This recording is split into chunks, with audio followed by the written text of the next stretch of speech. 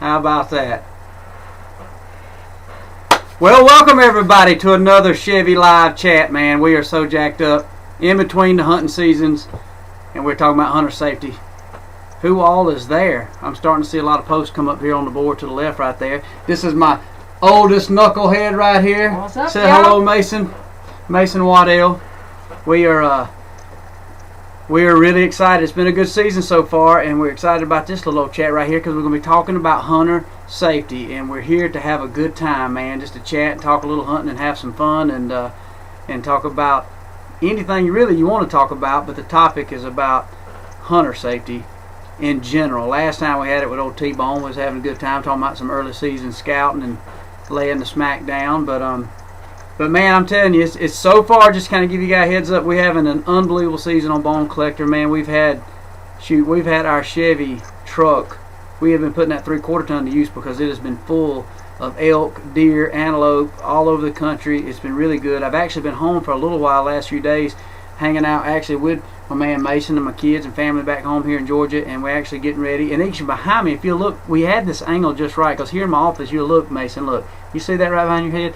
That's your artwork. That's my artwork right there. When was that? That was like in probably kindergarten or something. Yeah, man. probably when I was like 5. It's a bunch of guppies, and that was actually just showing the dream of what he wanted to do, because he wanted to be a bow fisherman then. Yeah. And I think all of those just deplete big, huge grass carp that later you went and hunted.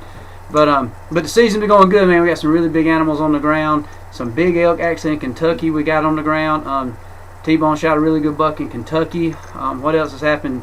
Nick Munt has been all over the country laying stuff out, from mule deer, antelope, whitetail, and elk. So, and obviously you guys, if you're whitetail hunters, you know that it's basically getting to the time of the year for us whitetail hunters, man, that the good is about to get better, and these deer are starting to rut and starting to basically breed, and so that's when these big ones start showing up from time to time, and make it usually, hopefully, a little easier. And some of those nocturnal pictures we're getting on the trail cameras, hopefully they'll start being a little bit more in daylight so we can actually get a shot. But anyway, we're going to start this old chat off, and some questions. We had some questions actually sent in before. Y'all's questions actually are now starting to come in big time right here on the screen, so appreciate y'all sending them in. And like I said, here's some pre-questions.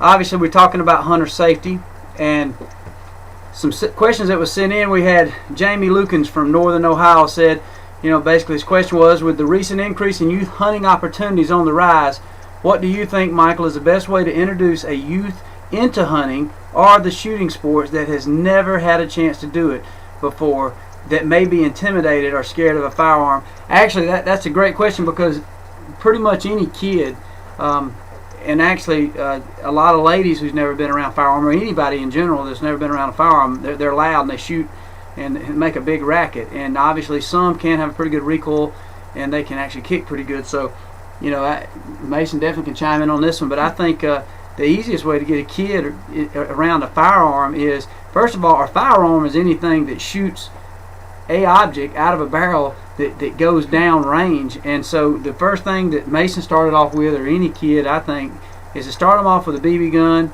a pellet rifle, get them used to that, get them used to pulling the trigger, that projectile going out into a safe place, into the target, get good at shooting that, and then wing them up from there to a 22 rim fire, all the way up to maybe then a 223, and then the 223 obviously and the 22 rim fire, it's not going to kick the kids at all. There's zero recoil with that cartridge, but it's still going to make a loud noise, and then you get used to the noise. Obviously still wearing hearing protection, one thing leads to another. You can go them up to a 223, to maybe a shotgun, maybe it is a 410, shooting watermelons and just having fun. And next thing you know, you can have those kids right up into a 223, which can actually be used. Mason's first year was a 223. You remember that? Yeah. A big old world record spike in Alabama. Vandy Call. That's right.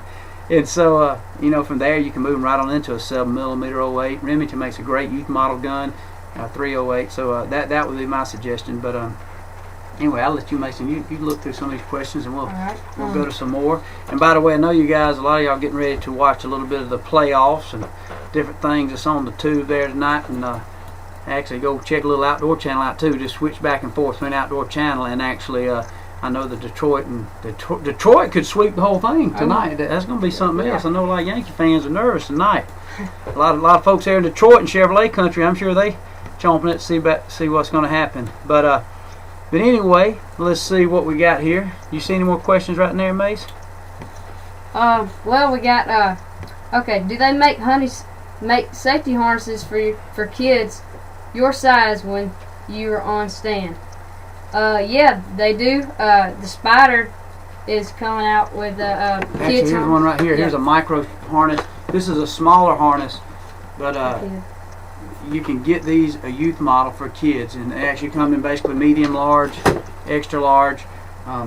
Actually, a great product, and there's several different products on the market that you can use to put your kids in for sure. Because old Knucklehead Mason, he's got one, and it's very simple. And nowadays the waist strap safety harnesses are very rarely ever used, and definitely not recommended. Definitely something with shoulder harnesses.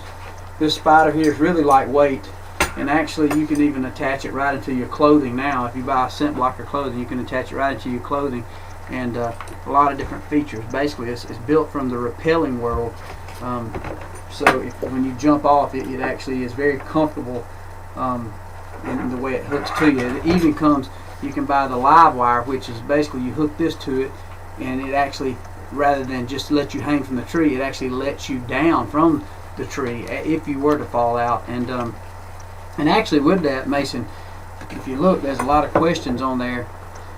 We saw on the pre-questions, as well as what's clicking in there, is for safety. Is one was, do you think wearing a hunter safety, type of vest, or wearing a Spider harness or a safety belt, does it make you a better hunter?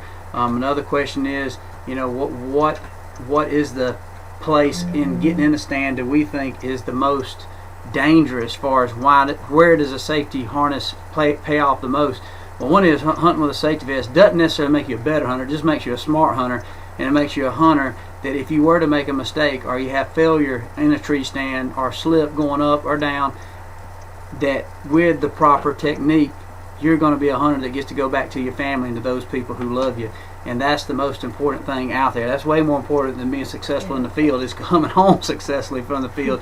And about this date, a year ago, I lost one of my great friends. One of the best hunters I've ever known is Mike McKenzie, and actually fell from a tree stand.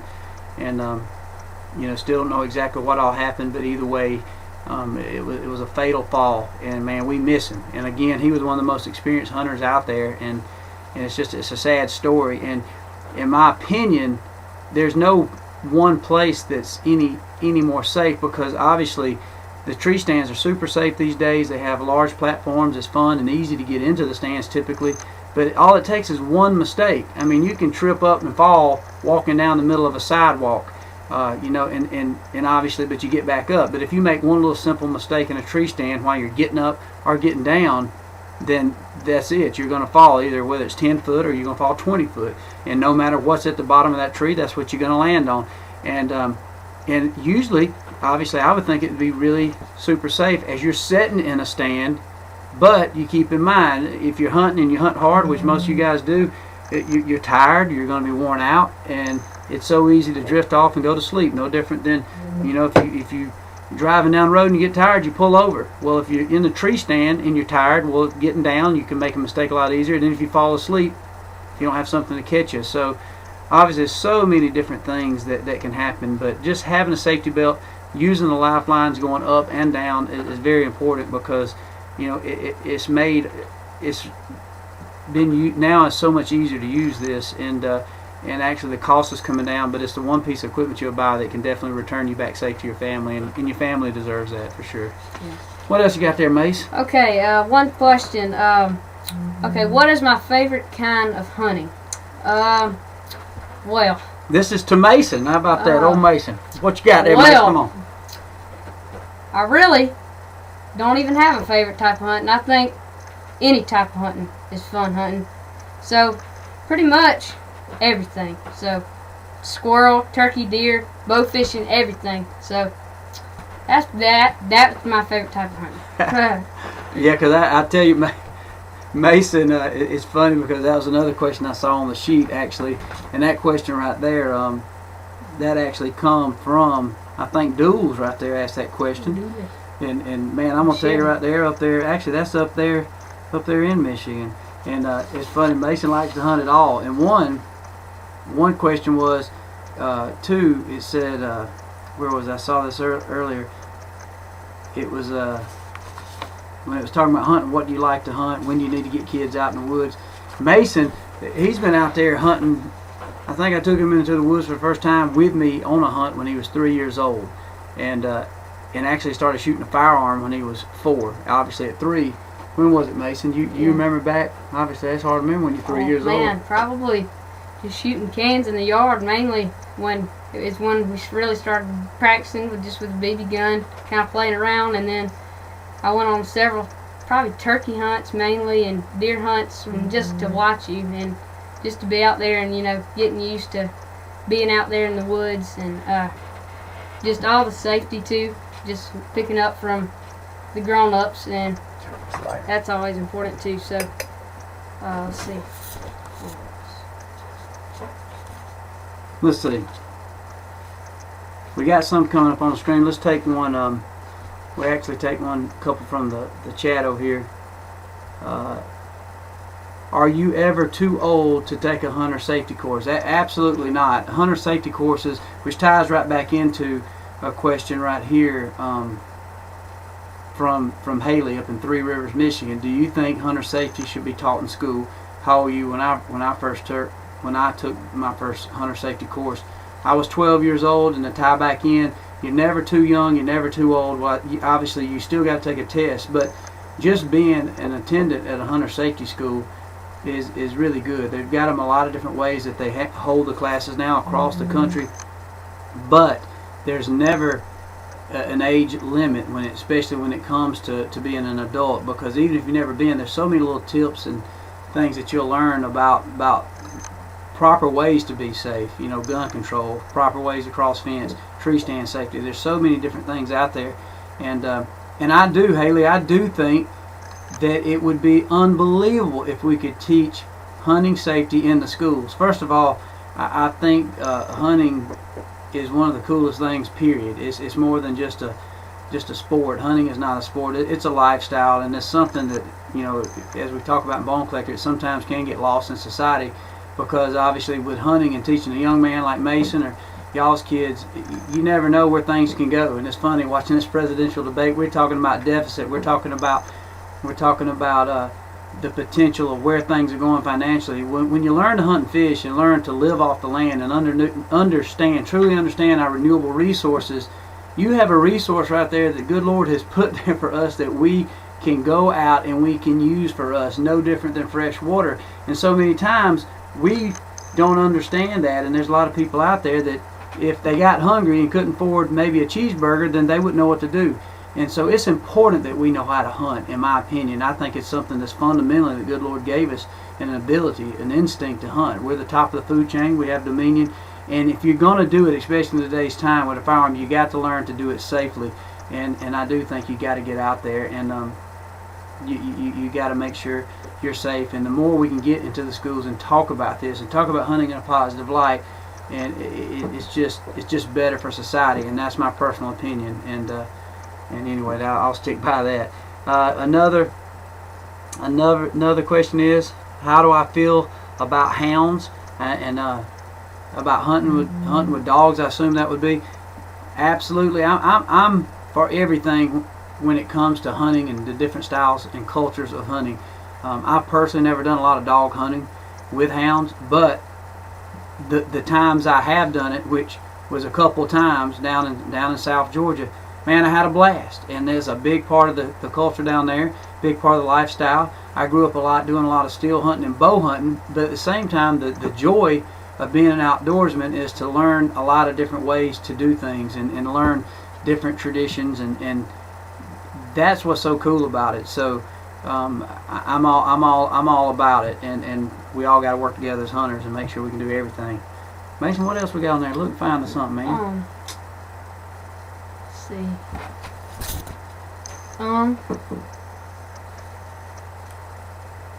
Okay. So he can shoot a gun way better than he can read. He's having to look at him struggling right here. It ain't Chinese, it's in English. Look at that big man. English. Alright, what do you think would make other kids go out and try hunting and fishing? You tell them, Mason. Just tell them. Let them know. Holler at them. I would say that definitely get off the video games and get outside and just get used to shooting a gun, being in the outdoors, and just start getting that passion for being outside and just everything about hunting. Just get them used to it and make them enjoy it. So.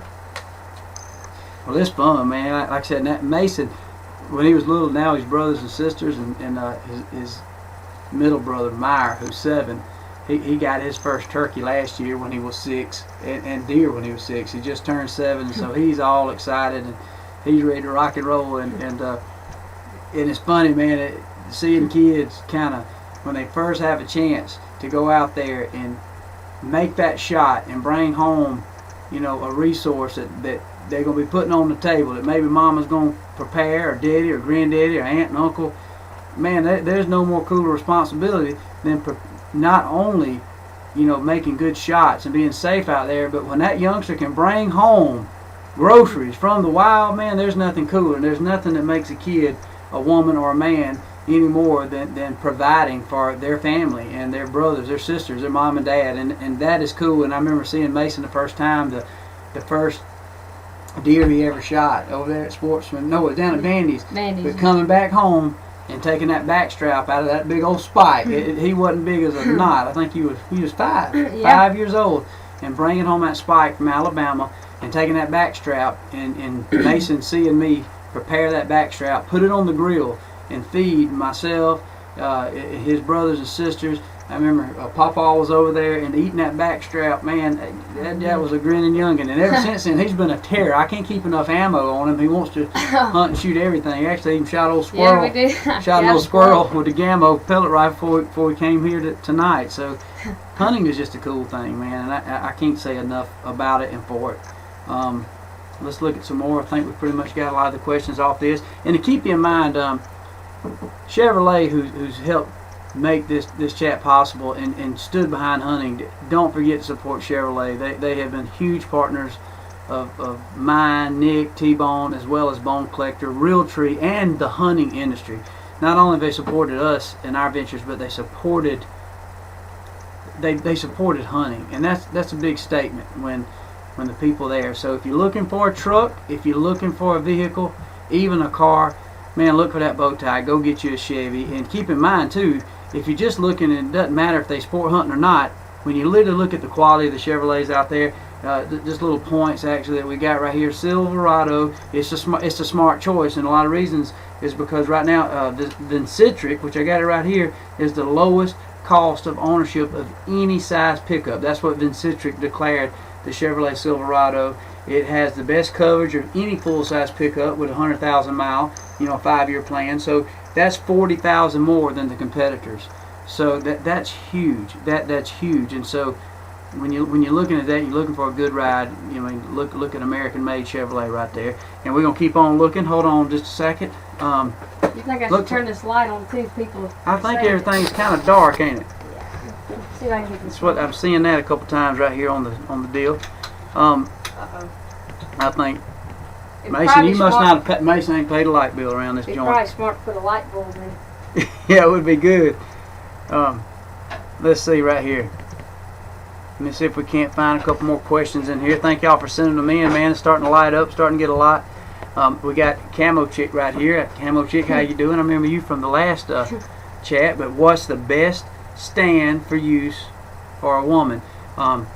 Really a tree stand that's good for a man is good for a woman, and vice versa.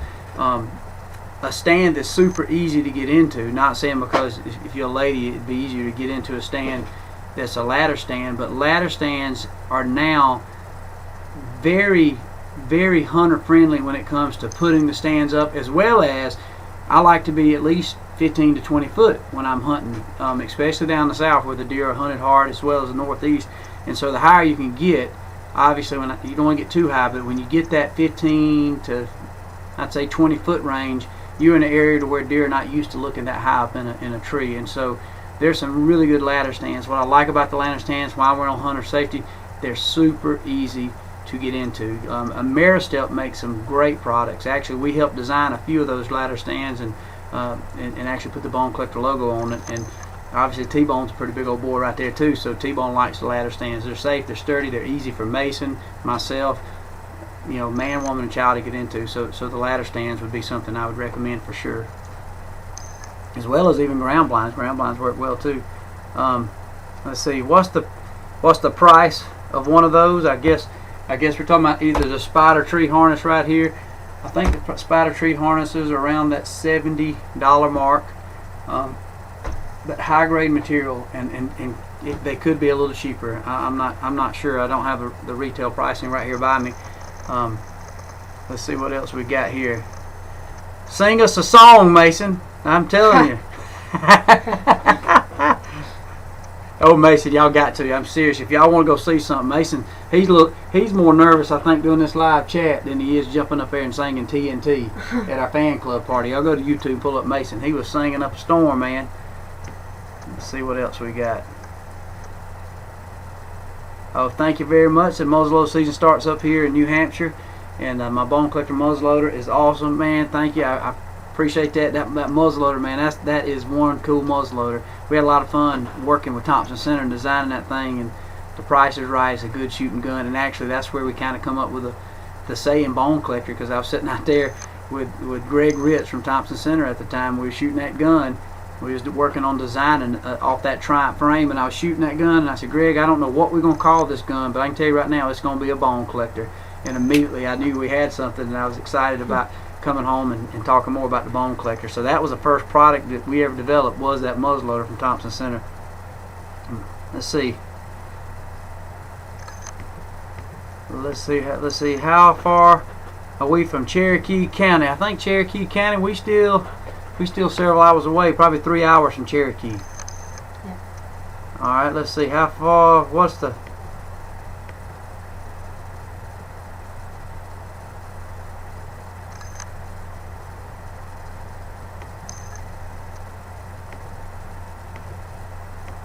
Let me find out. I'm sorry, guys. Me and Mason struggling here reading and getting it all right here. What kind of first aid kit do we take to the field? Really one of the best first aid kits you can take to the field while you're in the tree stand, to be honest with you, and sometimes it's a huge distraction, is maybe a walkie-talkie or a cell phone, because that's one thing when you talk about hunter safety system or hunter safety in the field, is having something to where people are making sure you communicate with your friends. Let people know. Leave notes on your truck. Even if you're hunting public ground, it's not a bad idea to let people know in some situations. Somebody needs to know where you're at. If it's even a non-hunter friend back home, call them and let them know, look, I'm over here at this WMA, I'm down on parked on this road, just let you know this is where I'm at. And keep a phone, keep a walkie-talkie or something there, and that's the best first aid kit. When it comes to when we travel to really remote areas, then I will go get, and you can pretty much go to a retail store and buy a really good first aid kit. But when you go on those remote hunting trips, a good first aid kit, you always definitely want some Advil. You definitely want, obviously, Band-Aids, some type of gauze, something, and some antibiotic cream. One thing that works really, really good is make sure you get some type of medicine for your stomach if you were to get some bad food, bad water.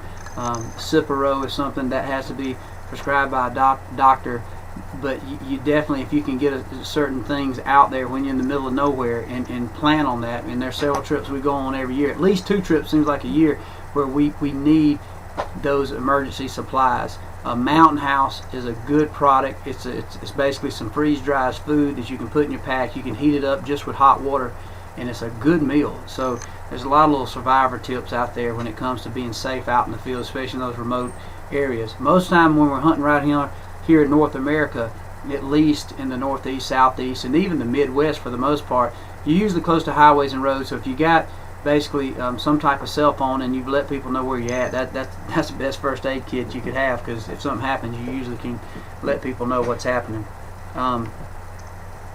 Let's see. I think we're trying to get this thing. Apologize. I think it's a little bit dark, but this is about as good as we're going to be able to do, I think, right now. Oh, it says Waddy. What's up, brother? It says Mason, you're growing up fast. Bet you're killing Guns N' Roses on the stage. How's the season treating you boys? Biggest buck down this year. Give us something.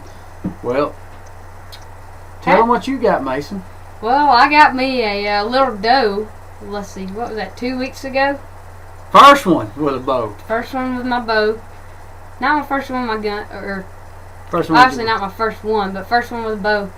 And so, what was your biggest deer this year so far, Dad? I shot me a pretty old nice buck up there in North Dakota, about a 135, and we got us a nice elk in Kentucky, and where else? We got a nice elk in New Mexico. So far, and a couple does up there in Pennsylvania, New Jersey. 83 yeah, that was a long one there. Yep, that was a long one. Let's see. Let me keep looking.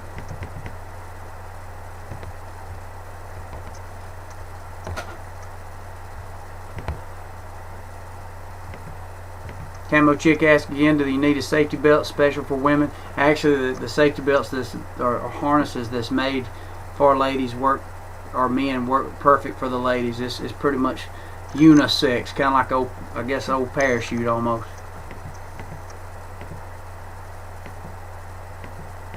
Do you think it's safe for a woman to hunt in the woods by themselves? Heck yeah, I think it is. I think a woman is perfectly capable and sound, and it's been proven not to hurt no dude's feelings. But hey, man, you got to shout the truth.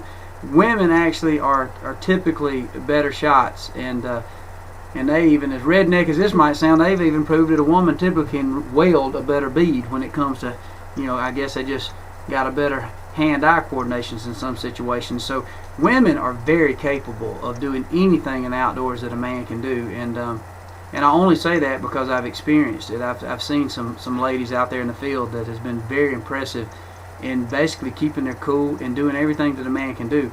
Obviously, in some situations, depending on what you're shooting, say an elk or moose or some things, or even a deer. Yeah, when it comes to physical strength, definitely what women might need when it comes is somebody just to help them load that buck up or help them hold that hound back when they quarter an animal up, especially an elk. But when it comes to getting in the woods, mixing it up, having the knowledge, reading sign, and getting out there and making a good shot, women are just as capable and as any man out there, and I've seen it firsthand. So women, get out there. When it comes to being by yourself, just like a man, let people know where you're at and let people know what's going on, and that's the biggest thing is just don't go alone and be a loner to where no one knows where you're at. Because if no one knows where you're at, accident happened, it can be literally on the 20 acres right behind your house. But if nobody knew you was back there, man, it's going to take a search party. You hurt yourself and you can't crawl out. Obviously, you got to know, people can at least know where to start looking for you. Let's see what else we got here.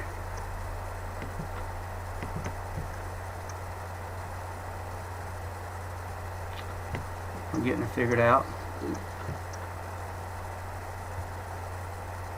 Go back up.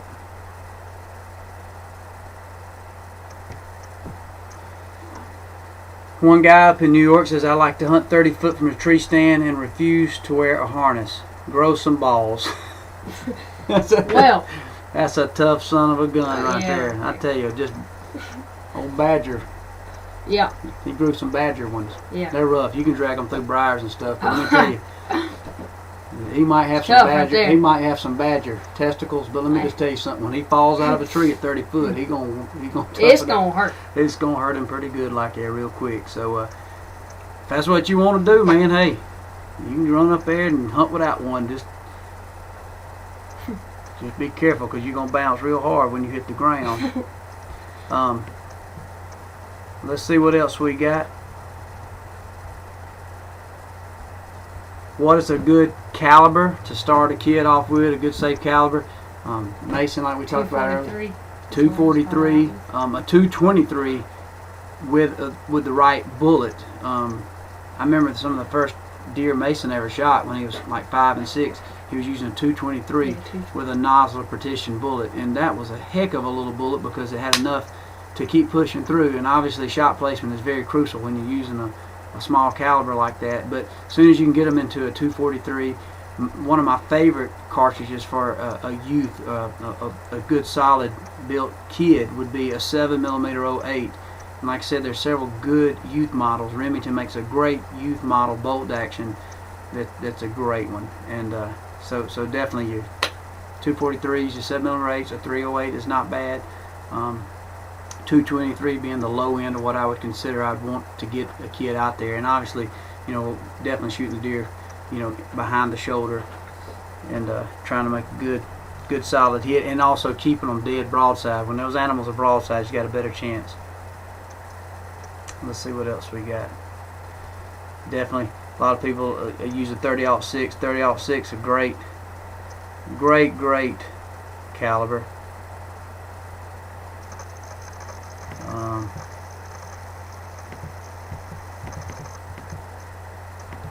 Keeping looking through here, they're coming in. Thank y'all for sending in some more questions. Just towards the bottom.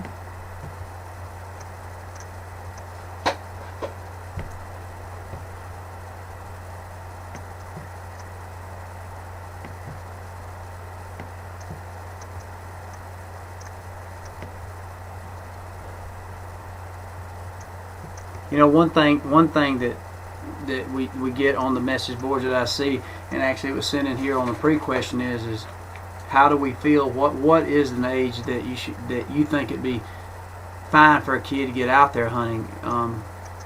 And in different states, and that question is raised a lot because different states mandate different ages and different really laws to let kids go hunt, whether it be with a mentor or alone by themselves. First of all, I do think kids have got to have a mentor. They got to have an adult or guardian when they're out there. But with that said, hunting in general and firearms, it's been at the top of the debate. It's been mentioned all across the country. Ignorance of guns obviously is gotten insane, and there's so many different things out there for our kids to do that can be dangerous. Riding a bicycle can be dangerous if not taught properly what to do. Riding a bicycle, and a lot of people say, well, how can riding a bicycle or skateboard, get my kid hurt very bad? Yeah, they might be skinned up, but let me tell you, if you don't tell a kid not to ride a bike, and if he were to cross an intersection or he's out in your front yard riding, and he just thinks he can ride anywhere and rides that bike right out in the middle of the road, obviously that can be very, very dangerous, and bad things can happen. So some of the simplest things can be sometimes some of the dangerous things. And a firearm obviously is dangerous because when you're going into the woods, that firearm is made to either defend something, to defend a person, and or it's out there to help collect backstrap or venison for the table. And sure, guns can be shot for sport and for fun, just shooting targets and trying to be accurate.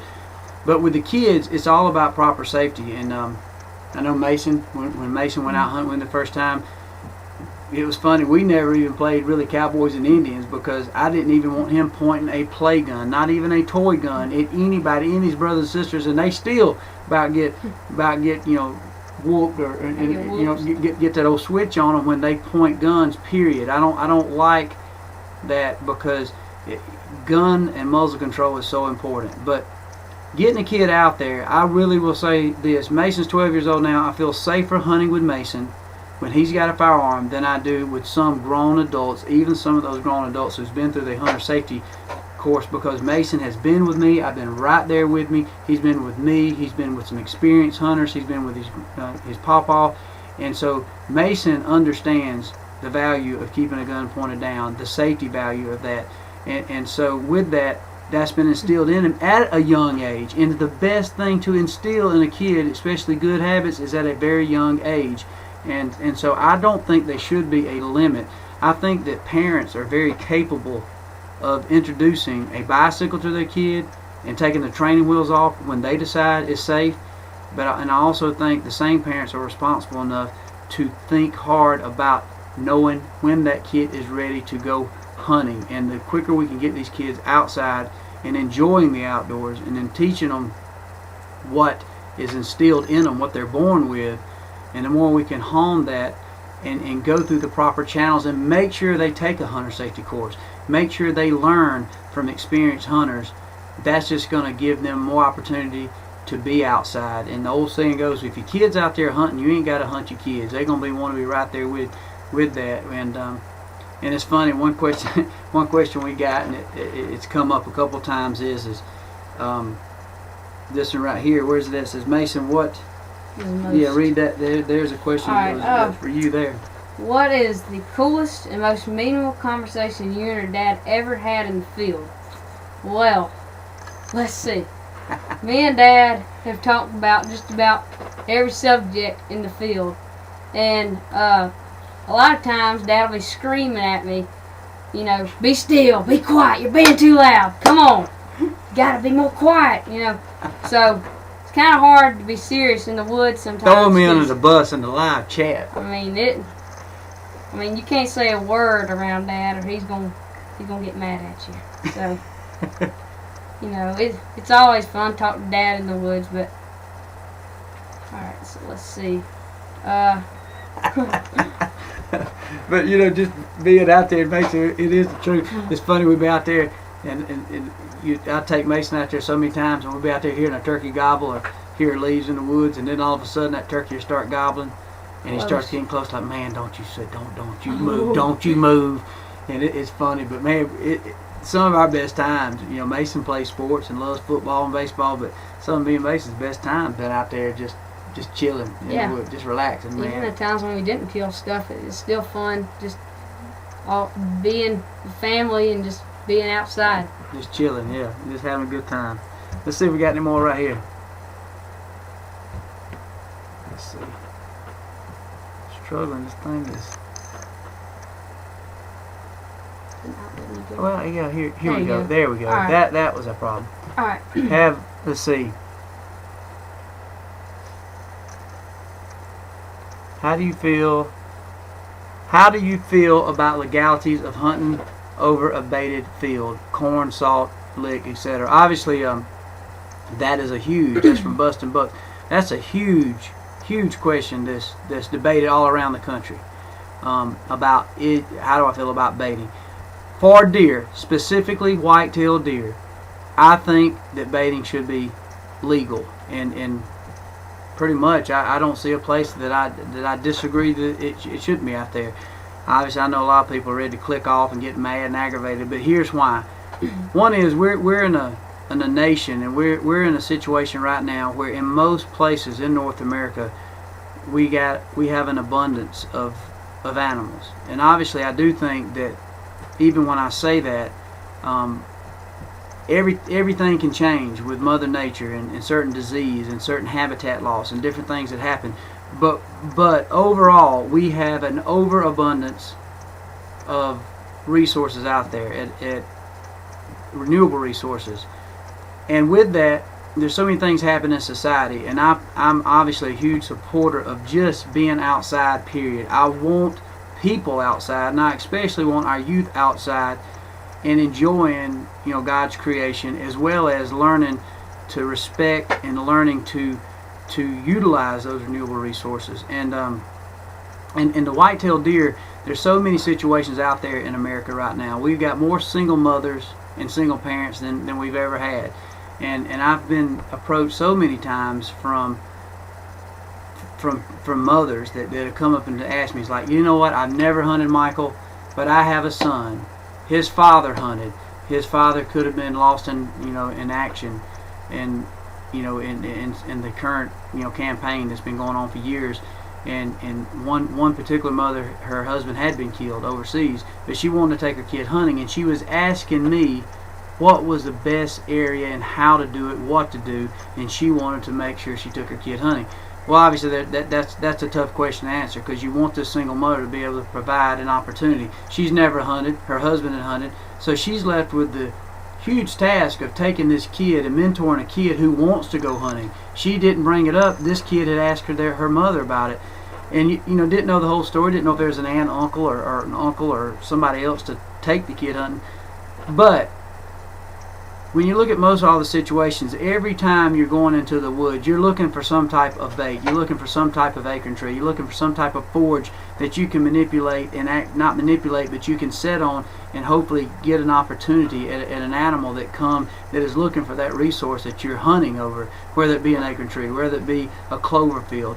And most any state allows you as a hunter to go out to plant, to manipulate the ground, to plow up, as well as, and then go in with seed and fertilizer and plant a field which is bait. Now, however, in today's world, with that single mother, I very seriously doubt she's going to have the financing to run out and just buy a brand new John Deere tractor and a brand new disc and plow that land up and plant her a pretty clover field, which is a good way to go out there and put kids. Plant a beautiful green field. You got a chance for your kids and you to see deer. But I doubt she was going to have those resources. But what she can do, there's a good chance she can go in and get a pack of Evolved Habit, maybe some of that, Sugar Beet Crush, or some of the Greens and Rage, and she can throw that out there, even a bag of corn, and she can throw that out there. There's a chance that she might see a deer. Is she going to kill the biggest deer in the woods? Probably not. You guys got trail cameras out right now. In states it's not even legal. There's a lot of people got trail cameras out the wazoo. They got trail cameras on, and if you look, most of your big animals, most of your big mature animals, they're all nocturnal. So to go out and say that if I put a bag of corn out, I'm going to go out and kill the biggest deer in the woods and I'm going to kill them all, it's a theory. It's not even true. It's not going to happen. And chances are, if you have the chance to bait, it's going to still be hard to go out there and readily kill the biggest deer and the biggest mature deer. It's not going to make it necessarily easier, but what it does make easier is seeing deer movement and seeing and giving a kid an opportunity for something that might be legal. I'm for that.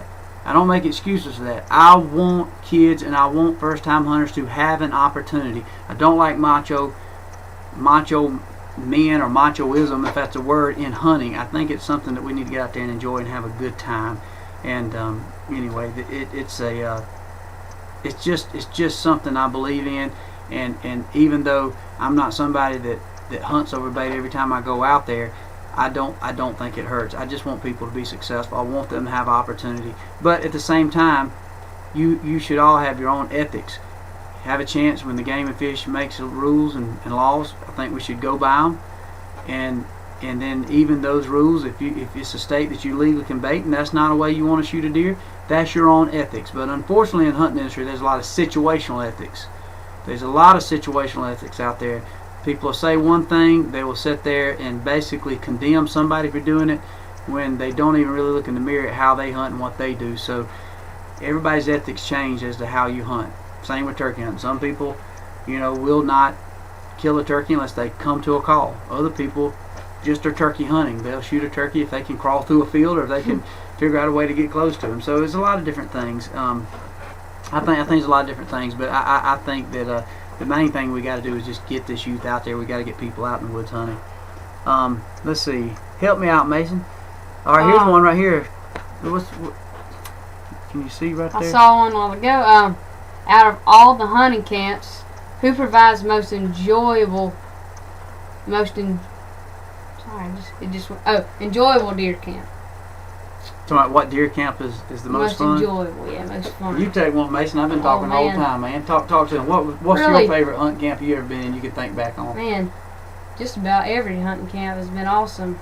I always loved going to McMillan Lodge and Vandy's and just all the places. I mean, pretty much I can't say one that wasn't enjoyable. What about those Sportsman Lodge? Remember that Southern that was Sportsman awesome. Lodge? I remember that was. I felt awesome. It's been a while back. That was one of my first kills I ever had. I killed a bobcat. We didn't see anything that afternoon. And I killed a bobcat with my 223. And later, turned out another person killed a bobcat, and they weighed them both. And I think it was mainly to be nice to me, but they ended up saying that mine was the biggest. So they gave me $100 for that. And I remember I felt like a pro hunter after that. Yeah, I do, man. Mason was about 6 years old, and they had biggest deer contest, and I remember, obviously we didn't win that. Mason got him a big old grown doe, but and anyway, they had started his biggest predator contest. One guy, I remember, shot a black coyote. I never get that. Oh, yeah. And another guy shot a bobcat. Well, Mason shot it. Well, anyway, they basically invented a big contest for bobcats for Mason to win. But I was excited because, man, he had gas money and we had plenty enough to have fun on coming home with a $100 bill on the biggest bobcat. So I'm digging that.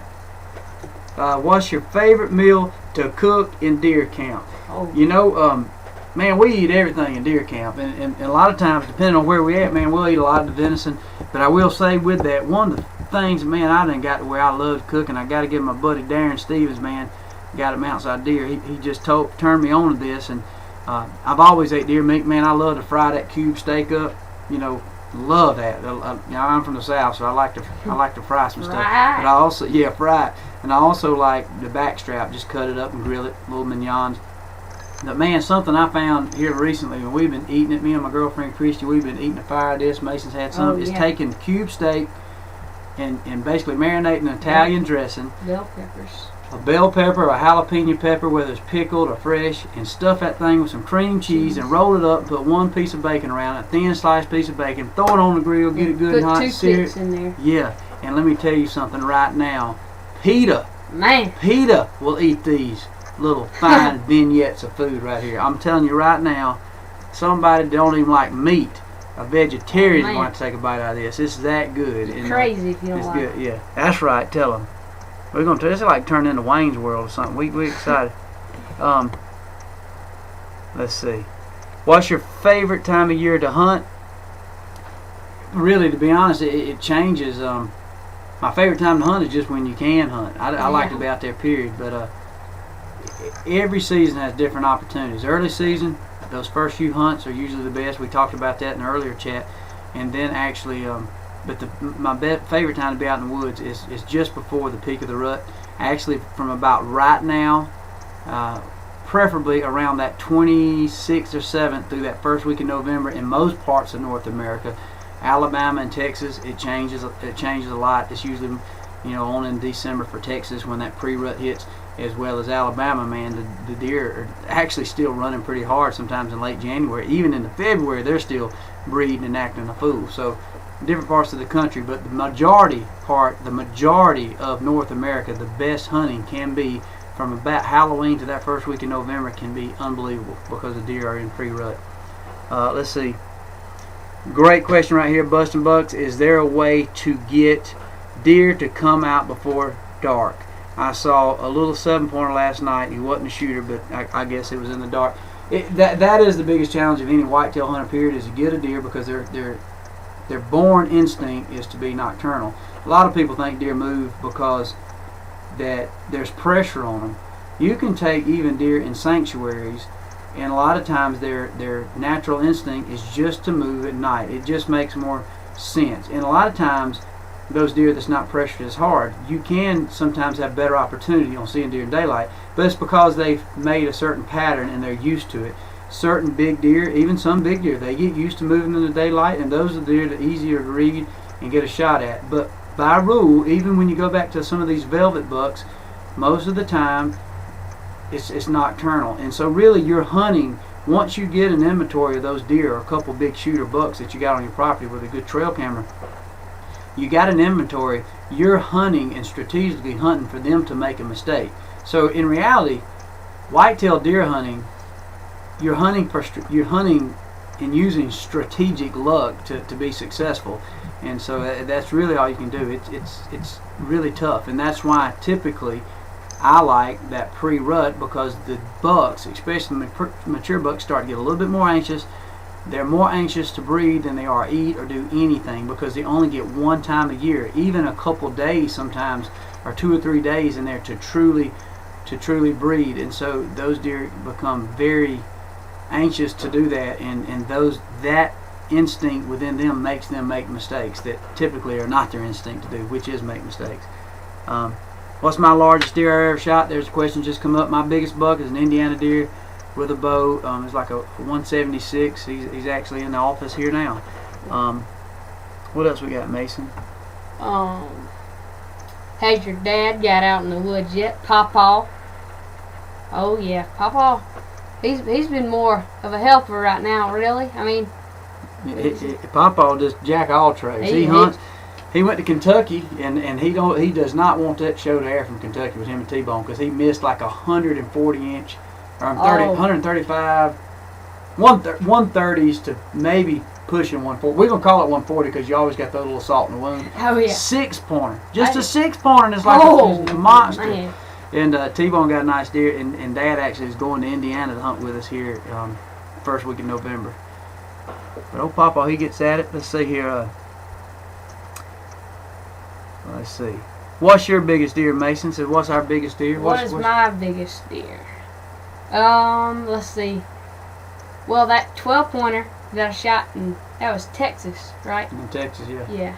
What did that score? I don't remember that. He's about a 135, 130 or so. That was probably my biggest one. I got that with a gun, with my 7mm 08. Oh, Mason, now he's been doing a lot of gun hunting lately, but this is the year he's getting ready to go get after him with a bow. He's a bowman. Oh, the modern day Robin Hood right here. You're looking at him. Let's see. What about the Thunder Chicken? Let me see. Let's see. When will I be back in Indiana, man? I'll be back up in Indiana. We're going that first week in November. We got one right here. Mechanical broadheads or traditional fixed broadheads, torn between each one. And I guess for me right now, I'm 100%. I'm loving the G5 product. I love that T3. I think we're in a day and age right now with how fast our bows are shooting, the power and the kinetic energy in the arrows that these bows are putting into these arrows as they leave these bows, and at such fast speeds that I think in some situations, if you don't have a mechanical broadhead or a really good one, in certain situations you can put yourself at a bigger disadvantage. I love the T3. It's a rear deploying broadhead. It takes no energy to open it, not hardly at all. The broadhead can't fail because the blades are exposed, and it's all steel ferrule, replaceable blades, and basically it knocks a big hole. As T-Bone says, it knocks a chunk. It don't cut a slice, it knocks a chunk. And what I really like about them is the accuracy. They are so unbelievable accurate, and they penetrate well. And when you're shooting and you get to where you want to shoot in windier conditions, and even those longer range shots, you know, every one of my arrows is fletched with that NAP fletch, 2-inch fletch, and I'm shooting that T3, so I got an arrow that flies really good through the air, very accurate, and I feel confident shooting even big game. I shot a nice bull elk in Kentucky and New Mexico with that T3 mechanical broadhead. Brand new Easton arrow we got out there. Y'all be looking for. It's called the Easton Torch. It's a signature arrow that we just got through designing with Easton. It's a heck of an arrow, and obviously we love those Hoyt bows, man. We love those bows. It says one lady says, thank you very much, says that we love your bone collector stuff, your women's bone collector stuff. We need to come out with some jewelry. That would be cool. That would be cool. I appreciate you wearing it and appreciate you liking it. And you're certainly welcome. Let's see. Have you ever shot a Rage broadhead? Obviously, we work with G5, but I'd be lying to you if I told you I had never shot a Rage. I have shot deer with the Rage broadhead. Can't say a lot of things negative about the Rage, other than the fact what I do like about the T3 better is the fact that I like that the T3 has a metal retention ring that keeps my blades in place. So it's not going to dry rot. Those blades are not going to deploy if they're in their fixed place in the right way on a fast bow as they launch out of the bow. And I like that the T3, it has 3 blades rather than 2. I like that. It cuts a chunk rather than a slice, and I like the steel ferrule and the ease of replacement, the blades that you can replace in that T3. My personal opinion, I've shot them both. I've killed deer with both, and I do prefer the G5. That T3 is just, in my opinion, a better product when it comes to basically all the animals that you can hunt with it. It's a heck of a product. Heck of a product. And you're certainly welcome. People thanking for the input, man. No problem. I appreciate you guys logging in, taking time out from what's going on. What's my favorite state to bow hunt whitetails? Oh shoot, that's tough. I mean, I don't know. I mean, Mason, you need to jump in on that. What's one of your favorite places to hunt? If you had one state to go to right now. Man. Well, as far as turkey hunting, I would have to say Louisiana probably, because I know we had some really good luck. I actually had my first miss in Louisiana. If you saw that show, that was pretty rough, because that was a huge turkey. Joe. Oh, it was bad. He's still getting his breath from that one. Yeah, and then probably with deer hunting, I'd have to say Texas, because Texas is hard to beat. Kansas. And I'd have to say Kansas is better probably with a bow. I would think. Kansas is probably my all-time favorite place, because it's a fun hunt. You're in the Midwest, and the chances of just an absolute giant, the opportunities are there. And as a matter of fact, all the places I've always dreamed of owning a farm ever since I was a kid. That's all I've ever. That was my goal in life. I just wanted to own some acreage, and the first property I ever bought was actually in Kansas. Out of all the places I've been, and I bought a small tract of land in Kansas and love it, and hunt there. And I mean, you're always going to be on big deer. It seems it's just one of those cool places. Let's see. What is your favorite Hoyt bow? That carbon element right now we're shooting right now. Even Mason, I just got him hooked up on one. It's a smooth machine, man. Our producer Jason Heathcote, he just bought him one actually, and he sits there and actually edits with it in the room, and actually I've caught him 2 or 3 times kissing the limbs with the riser all up against his cheek, and almost on the edge of, just snuggling up with it. Yeah. And so I don't find it odd, because I love mine the same way. I've just had it with me longer, so I don't actually have to kiss it as much as Jason does. But it's a cool bow, and man, the riser, Hoyt having that carbon riser, it's lightweight, but you can't tear it up. I'm convinced you can use it as a bumper of a truck and you won't hurt it. So Hoyt, we love the Hoyts and love that new carbon element. Let's see. Let me come on up here. I don't want to.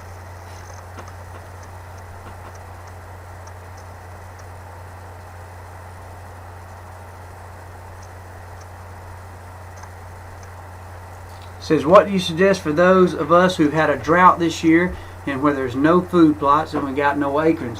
One of the toughest situations out there, and obviously you're probably in a state that you can't bait. With every situation that's really, really tough and really bad, there's always a typical good in it, and that's somewhat of a disaster. When you got a drought, you got no acorns to hunt, and you got no food plots to hunt. Well, one thing to keep in mind, deer's going to eat something. So deer are going to find something to eat, period. So there's a lot of little things, and I've had those same years in Georgia where, and a lot of times you might not can plant food plots. Something simple as a bag of fertilizer can get you further along. I've watched deer, say, eating food plots where the grass is fertilized, and yet they won't eat as much in the area where the deer is not fertilized. So it could be literally a small patch of woods or honeysuckle. It's hard to say. I'm not sure what state it is, but what the challenge you have is, obviously there's not that many acorns, but even in this drought year, there might not be a lot of acorns, but somewhere, somehow, there is a pin oak tree, a water oak tree. Maybe there's one lone white oak that's producing acres. If you can find that tree, and now's the time, because they're dropping good now. When you can find it, then you're in the chips. So what becomes a famine becomes your feast at that point, because you found, and where you find that food source, or that quality food source, you're going to find the deer. So not knowing exactly what state. Well, one guy says Kansas is where it's at. Well, Kansas is a prime example. In Kansas, you can bait, so go out there and get you some corn if you want to. Get you some evolved habitat. Get you some attractant, and that's the best situation, because in that situation, man, baiting almost does become unfair, because you can manipulate and you can go in and you can actually go in and make deer come to where they're not typically wanting to come because they have a lack of food. So that would be something to think about. Again, one guy comes in and he's talking to, I think to to that question, water is a good resource to hunt if you can find water, especially early season.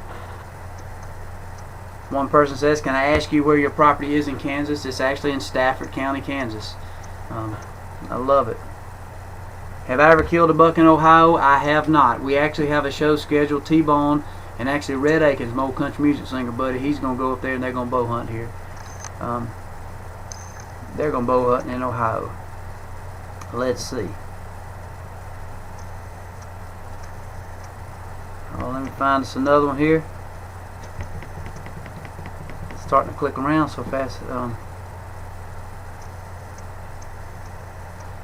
That was it. Want to know, does Mason go hunting? Man, I'm having some computer. Every time I click on it, Mason, it clicks me back off. See that? Does Mason go hunting? Harris County girl asked, does Mason go on hunting trips out of state? You can answer that, and I'll find some. I get to go probably about 2 times, or whenever I can get some time out of school normally, and I get to go about 2 times out of state with Dad, normally a year. Last year we went turkey hunting in Louisiana and Texas, and I shot 2 turkeys, 3 turkeys. I can't remember, man. I think it was 2 turkeys. You count better than I did. You're doing better math than I did in school. And then I think the year before last we went to Texas and Kansas. So last 2 years have been really good, especially going out of state. Well, we're about out of time, but I was going to run through a bunch of these questions. One, we got people saying Mason is a mini you, man. He is. I branded him pretty good, man. He was my first son, and I tell you what, I love kids, and there's nothing better than having youngins out there in the woods. And I've been real fortunate to have this old knucklehead with me, and he's seen me make mistakes. I've seen him make mistakes in the woods, and we've learned a lot together. But the biggest thing, we shared a lot of good times, and it's funny. You know, Mason is a humble kid. He don't say much, but it's funny. One thing I'm proud about Mason, talking about that Southern Sportsman's Lodge, that we went there and we hunted, and Mason shot that bobcat, his first bobcat, shot him a couple does. Well, he went and wrote a story about it when he was, just learning to read and write, and wrote a small story on it, and ended up he won some kind of award. The Georgia Authors Young Writing Award. Yeah. Some of the Georgia Young Authors Writing Award, writing a story about hunting with his daddy at the Southern Sportsman Lodge, and he talked about shooting the doe, he talked about shooting that bobcat and winning a $100 bill. And let me tell you something, that was so cool for so many different reasons, is to talk about that and the time we shared, but to be able to share that with all these other little kids, and that story went into a little published book. That was really cool, man, because we're talking and promoting hunting, and I don't know, I just love it, and it's been fun. It's been big to my family. We all enjoy it. I mean, Mason, all my kids hunt. My girlfriend Christy, we all hunt. I mean, everybody close to us, we love to get out there and hunt. And it's funny, people ask me all the time, what do you do for vacation? Well, most time we go hunting, man. We go hunting, especially during turkey season. If we ain't got the cameras out there, we're usually going somewhere for vacation to go hunting. Yeah. But let's see. I'm gonna find the last one here too, and then we'll sign on off. But because we're going a little long, but shoot, man, that ain't no problem. Let me see. Find one.